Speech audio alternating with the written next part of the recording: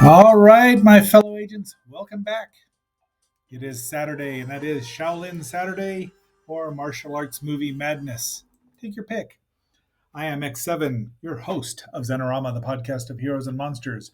We are at episode 665, and we'll be reviewing the 2015 short featurette, uh, Kung Fury, which Lilith and I reviewed just recently or talked about.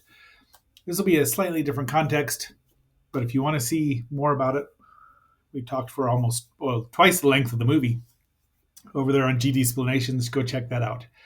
So before we get too much further into it, please like, share, subscribe, leave a comment. Let me know what you think about this movie. Did you like it? Did you think it was effective? Would you like to see 90 minutes of it? Your humble agent isn't quite so sure. But for 30 minutes, it was pretty darn funny. So, having said all that, let's roll. Judo chop!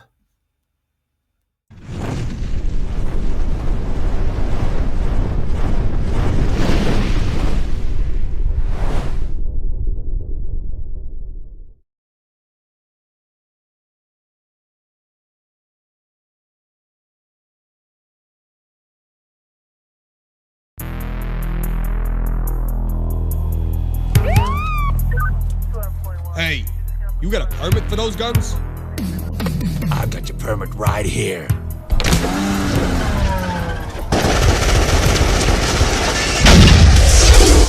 All units, we have an ongoing shootout at 24th and Northwest Street. I'm on it.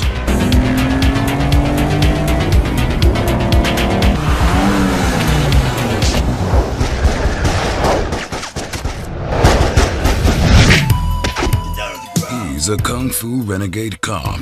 I don't want to hear it, Kung Fury. I've just been at City Hall. You just destroyed an entire city block, for Christ's sake. I quit. Now he must defeat the most evil kung fu master in the world, Adolf Hitler, aka Kung Fuer. Hitler. He's the worst criminal of all time. I need to kill him. I can hack you back in time to Nazi Germany, just like a time machine.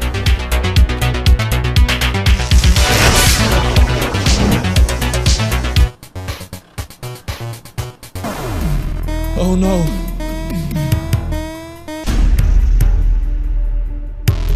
I went too far back in time.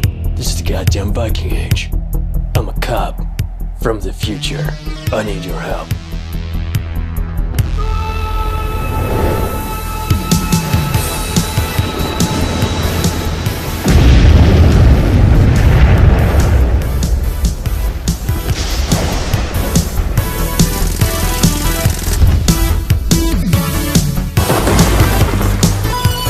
Get ready for a new world of unspeakable adventures never before shown in a motion picture.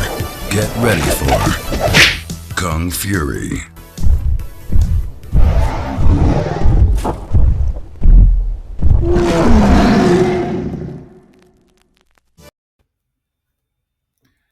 This movie was made by Laser Unicorns. It is a English language Swedish martial arts comedy featurette. Yeah, I'd say that's all right.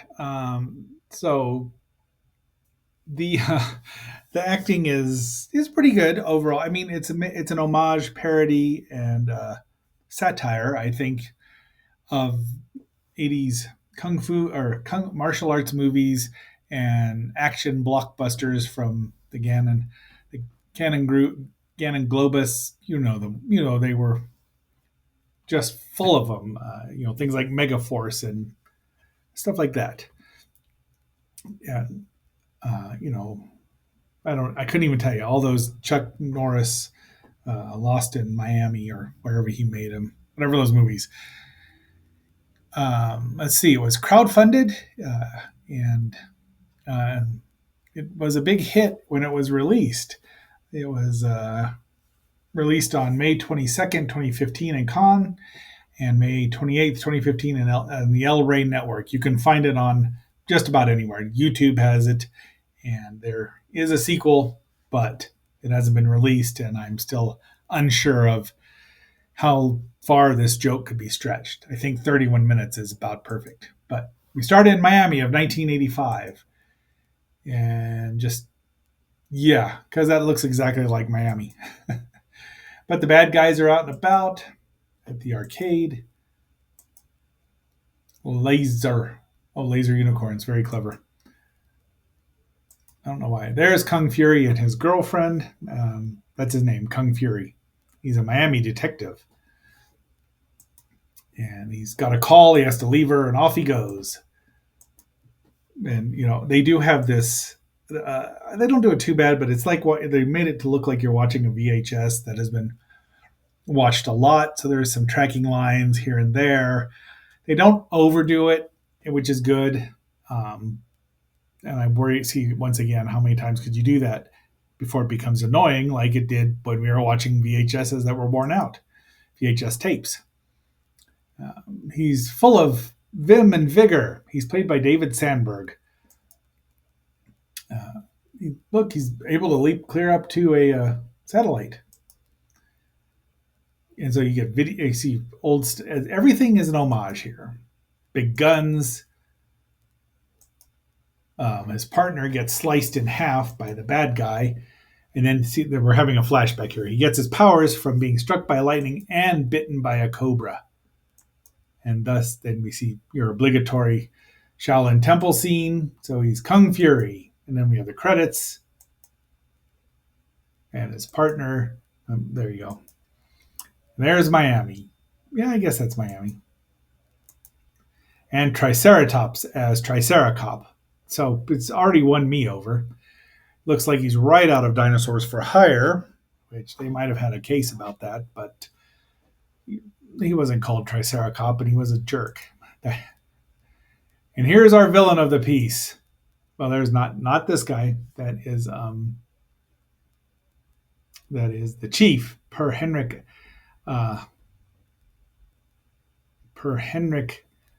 Arvidius. So, he's now Kung Fury is assigned his new partner, and he's not going to like him because he's trying to keep him. There's our villain, Herr Schnickelgruber, still alive from the 40s, even though the Human Torch burned him to death in 1945. Good riddance. But look at the brick cell phone, or the brick cordless phone. He shoots it, which shoots the boss. And Hackerman with his mullet and his hacker, all of his computers and stuff. They do a really good job with setting, making it look like it's from the 80s. Now, you can tell there's some, what do I want to say, anachronisms that creep in here and there. I mean, obviously, the special effects are enhanced with CGI. But, that's, boy, do we not remember. Anyone who's, I guess, of a certain vintage will remember computer screens that look like that. And he's the Kung Fuhrer, Herr Schnickelgruber. I don't even remember what happened here, but it didn't. Well, they were trying to bring him back to life or something. But his power glove, Pax, he was preparing to be aboard. Let's see if we can find out who this was. Leopold Nilsson, a computer whiz. And now they're going to hack time. Yes, no. There he goes. I mean, and they do as rudimentary as effects as they can get, but some of them still look too good to be from the 80s, or too, for a low budget action or from the 80s. But that's right out of Tron, really. Hacking too much time, and he ends up way back in the distant past. Although we don't know exactly when, it's kind of ambiguous. He sees a dinosaur, a really poorly CGI dinosaur, which would not have happened in 1985. It would have been either stop motion or a life-size model with somebody inside it, which still happened in Jurassic Park. But then we meet Barbariana. That's Eleni Young, a Viking warrior who rides a giant wolf and wields a minigun. That's a minigun? That looks like a Gatling gun. And that is Katana, Helene Alsen, voiced by Yasmina Suhanon, a Viking warrior who rides a talking Tyrannosaurus. So, you know, I think they both look pretty amazing. But, if it comes down to a wolf or riding a T Rex, you can just figure out what your humble agent would be. There's a reason Lilith thought that I would want to watch this, even though I'd already seen it. I thought it was, well, for what it was, I thought it was very funny and did its job, even though it's designed to purposefully be a little bad. Or, the way those movies, because how many of those movies did we sit through just to get one laugh out of them? And it's like, get on with this. This is 90 minutes of my time I won't get back. No wonder I rented Inframan more than once. And Thor shows up with Mjolnir.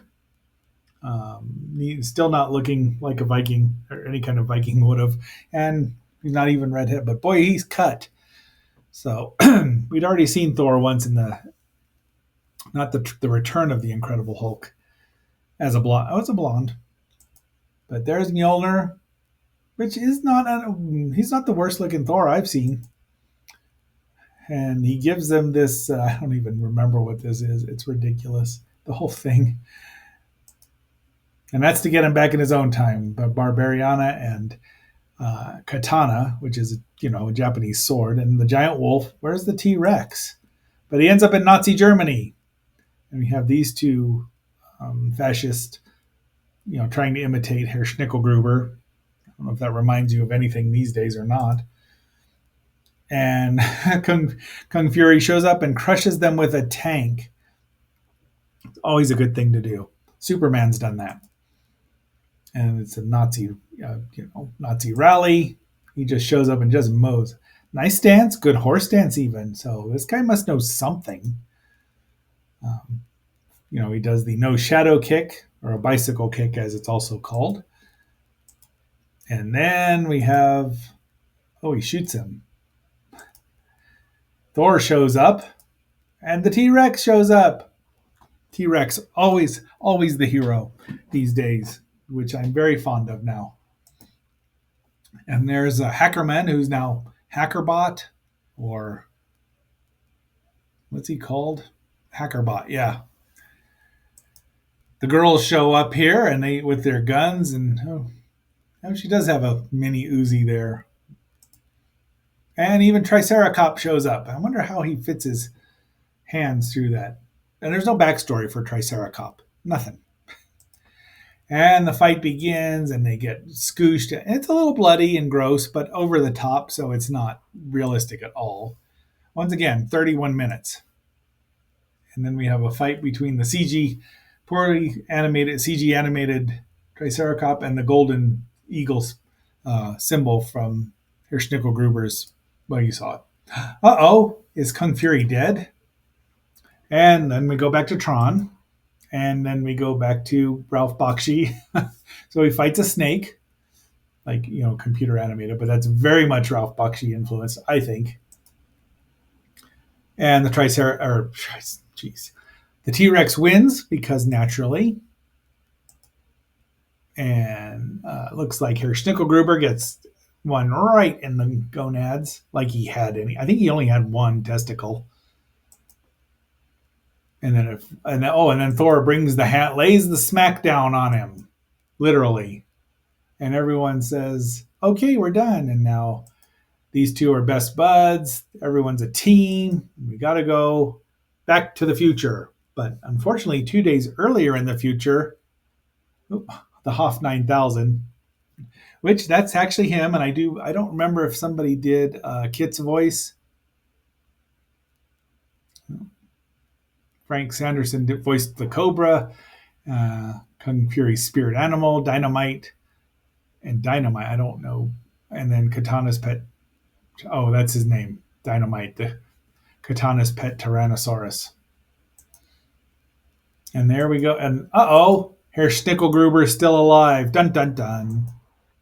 And will Miami be at peace? Will we ever find peace for Miami? We don't know. That's the whole thing. Like I said, there's a sequel. It's been filmed. It's still there. I think it's finished. Intended for release in 2022. Release date was rescheduled to November 17th, 2023, and it's been delayed due to lawsuits involving unpaid funds. So it hasn't been out.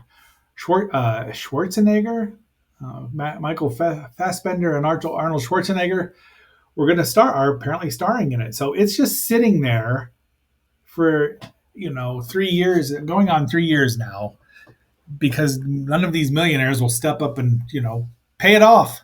Geez, you could own the damn thing. I don't get it, but it 'tis mine not to get. I don't know that this could work for a full length movie without the jokes getting old if they repeat them. And especially if they do the same things they do here, which a lot of times that happens. When they get a bigger budget, they just repeat some of the jokes, maybe not all of them. But I mean, somebody do something, right? I mean, come on. Kung Fury 2. Oh, and Arnold's going to be the president. Oh, that's rich. So I approve of that. Anyway, so tomorrow is our 666th episode, and we are doing one of my favorite horror movies that I like to watch every Halloween night / Curse of the Demon from 1957. And you'll see the trailer here momentarily. But until our next assignment, this is X7 signing off and phasing out.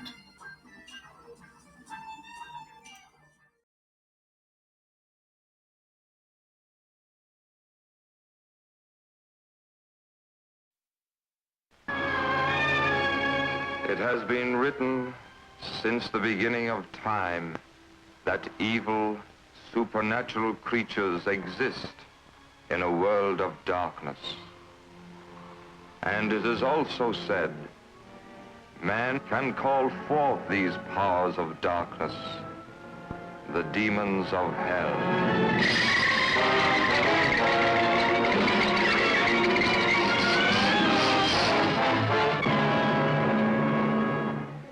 It is the night of the demon. And tonight is the night that Dana Andrews, as a daring scientist, defies the mysterious, murderous devil cult in a desperate battle against the demons of hell. Oh, why did you drop the poker? Red hot. It isn't, you know. Oh, my boy, you're as pale as death. There was something in here. He has been chosen. I've been chosen for what? What do you mean? Today I found all the pages of my desk calendar torn out after October the 22nd. I know why. He died on the 22nd. John, what's the matter? The same thing happened to my desk calendar after the 28th. The frightened girl. The master of witchcraft. You will die, as I said, at 10 o'clock on the 28th of this month. Your time allowed is just 3 days from now. Skeptical? Don't make up your mind till you see this masterpiece of macabre magic. Because, after all, evil supernatural creatures really do exist.